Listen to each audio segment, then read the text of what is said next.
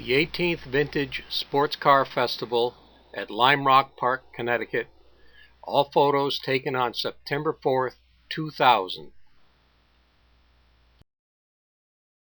Photos and narration by Tom Hildreth.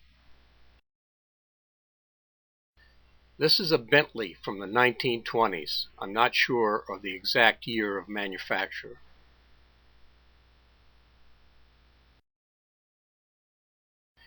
This is a 1953 Allard J2X.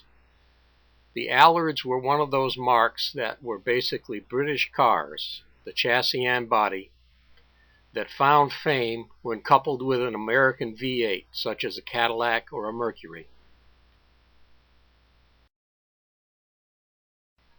This is a 1958 Alfa Romeo Giulietta.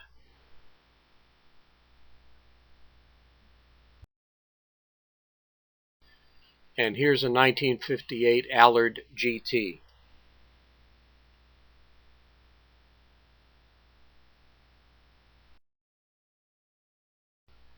This is a 1958 Scarab. And here's the logo that's on the 1958 Scarab. And yes, it is the Scarab Beetle that you see in the middle.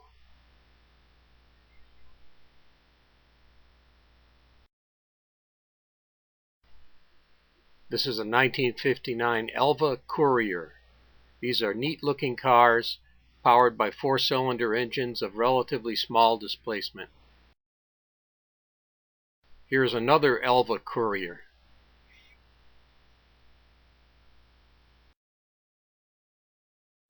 This is a 1959 Peerless GT. The Peerless was a solid British car with great specs. It failed in the market due to financing difficulties. This is a BMW. I am not certain of the year.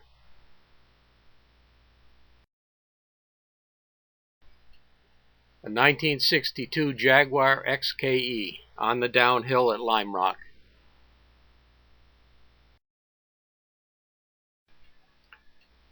A 1963 Lotus 23 is seen here in the foreground with a Porsche 911 coming on strong to the rear. This is a 1962 Volvo P1800.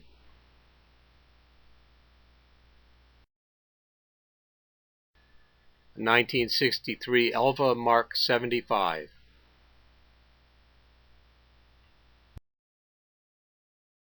Here we see a 1963 Lotus 23B.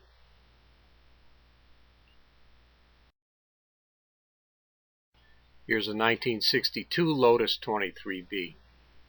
You can see by these photos how small the car is.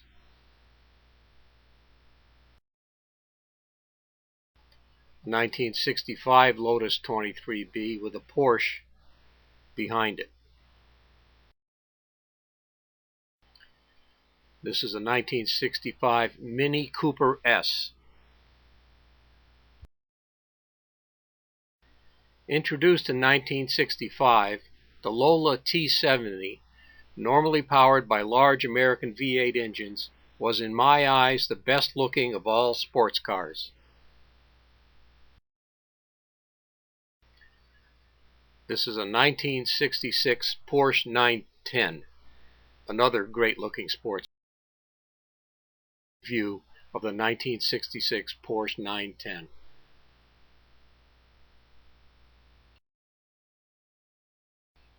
A mid-60s Camaro, looking rather large as it comes down the downhill.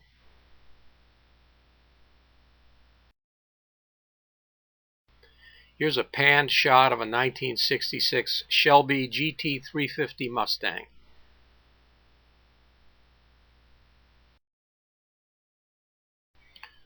And several Mustang Cobras in the paddock.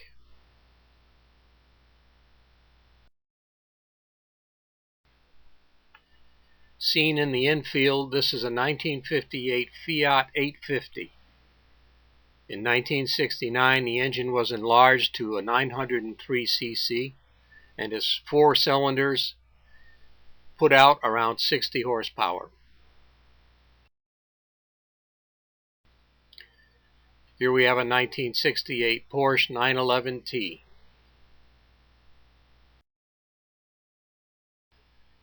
Another great looking car. This is a 1969 Ferrari 512S.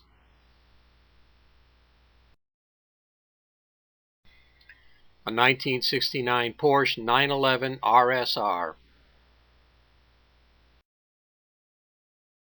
A 1970 Chevron B. The Chevrons were a large family of cars built in England and powered by a wide variety of engines. But in some cases, such as this, they just looked kind of like a tub. Here's a 1970 Porsche 911. And here is the 1970 Porsche 914. Every man's Porsche, a completely different car than the previous one.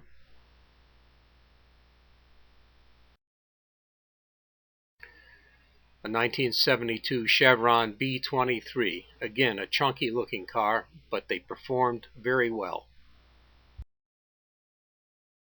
A 1972 Porsche 911.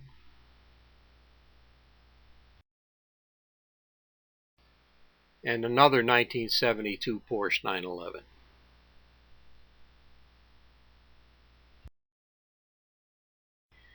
Here's a 1973 Chevron B23.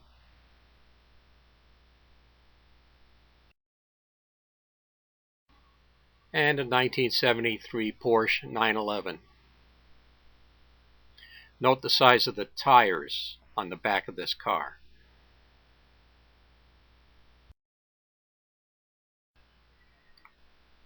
I guess 1973 was a good year for Porsches. Here's another model 911. And if you remember the name Gerard, you do remember what a record player is.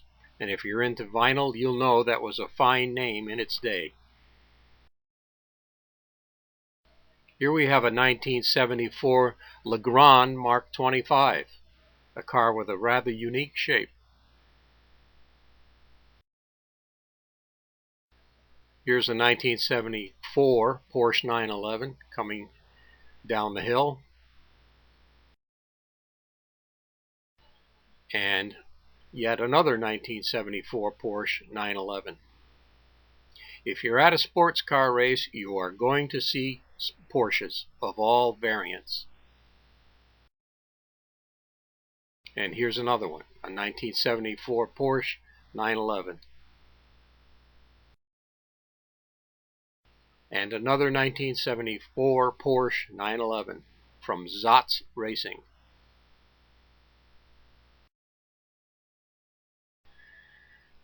This Porsche, number 93, is highly modified, but I'm unsure of the model designation and the year of manufacture.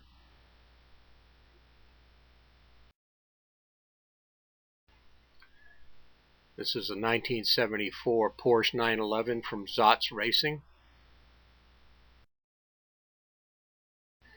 And here is a 1976 Chevron B36. Still looking like a bathtub. Here's a 1980 Porsche 924 GT.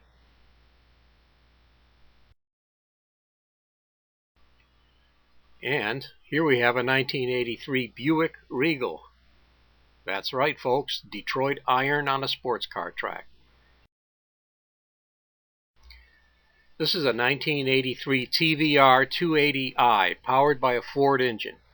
TVR was a successful British niche manufacturer of sports cars. Here's a 1985 Ford Thunderbird GTO.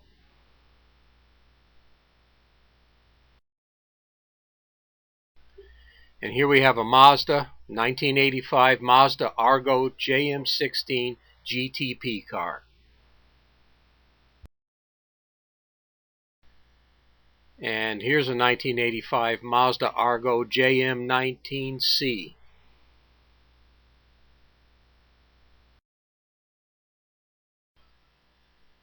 1988 Nissan GTP, a highly successful platform. Here's a 1989 Spice GTP.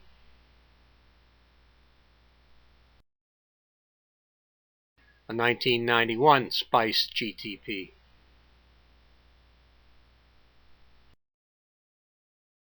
The Jade Pig GTP car is a mystery to me. I'm guessing it is a Spice GTP-L light chassis, only appearing at vintage events. I do not recall seeing it racing during the GTP era. This is Paul Newman's 1986 Nissan 300 ZXT, probably with the man himself behind the wheel. Here's the 1991 Spice GTP car in the paddock.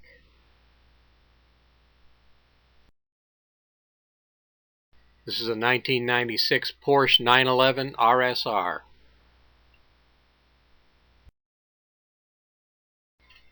Certainly not a vintage car. This 1999 Pagani Zonda C12, powered by a Mercedes-AMG V12 engine of 394 horsepower, graced the infield with its exotic shape.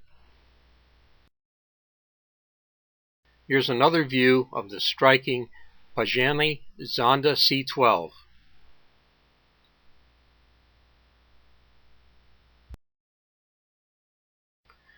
This is another contribution from the infield parking area, an Alfa Romeo, I believe it's properly pronounced, Giulietta SS, produced between 1957 and 1962. They had a 100 horsepower engine, but it was capable of speeds around 110 miles an hour. I believe this to be a Ferrari GTO, one of only 200 such machines built between 1984 and 1987. Similar to, but much rarer than, the Ferrari 308.